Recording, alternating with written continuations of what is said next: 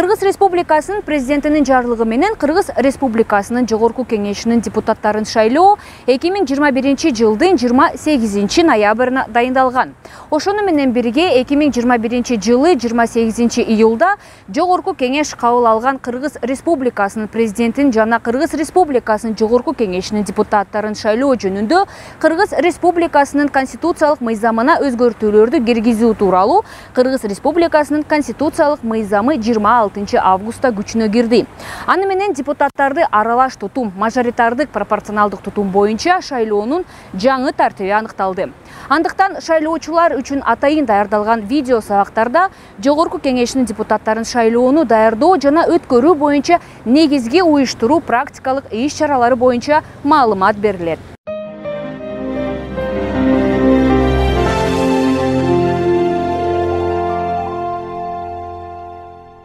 Добуш берүүчү жайдан тышкары добуш берүү деген эмне? Кыргыз Республикасынын жарандары кандай учурда добуш берүүчү жайдан тышкары добуш берүү жерлерде шайлай алышат? Жана негизги добуш берүүнүн тартиби боюнча бүгүн бизге Борбордук шайлоо комиссиясынын шайлоо процессин уюштуруу боюнча башкармалыгынын начальниги Айтекеев Төлөгөн Орозкулович айтып берет.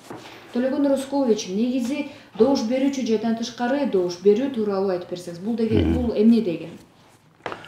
Туура, шайлоочулардын шайлоо укуктарын камсыз кылуу боюнча ушу шайлоо комиссиялары бир топ иш-аракеттер жүргүзүлөт. Негизинен ушул добуш берүүчү жайдан сырткары кимдер добуш бере алат? Бул добуш берүүчү жайдан сырткары үйүндө баягы добуш берүү күнү добуш берүү участкасына келип добуш бере албаган жарандар үчүн ушул добуш берүү күнүнөн бир күн мурда өткөрүлөт. Бул 27 ноябрда болот. Ал эми кимдер добуш берүүчү жайдан сырткары добуш бере алат дегенде, бул ошол ооруканаларда же болбосо стационардык мекемелерде дарыланып жаткандар, дарылоо мекемелеринде жаткандар, ошондой эле аскер кызматында ошол добуш берүү күнү баягы күзөттө туруп калган аскер кызматчылары, ошондой эле алыска жетүүгө кыйын болгон жерде жашагандар, андан сырткары ошол баягы вахтовый метод деп коебуз, ошол вахталык метод менен иштеген жарандар ошол добуш берүү күнүнөн бир күн мурда 27 ноябрда келип добуш бериш керек болот. Ан үчүн ошол ар бир шайлоочу өздөрү жазуу жүзүндө арыздардын бланкасы бар атайын, ошол арыздын бланкасы негизинде арыз берип, шайлоо комиссияларына арыз берсе, ошол добуш берүү күнүнө 3 күн калганда арыздарды кабыл алуу мөөнөтү аяктайт. Ошондой эле ушул добуш берүү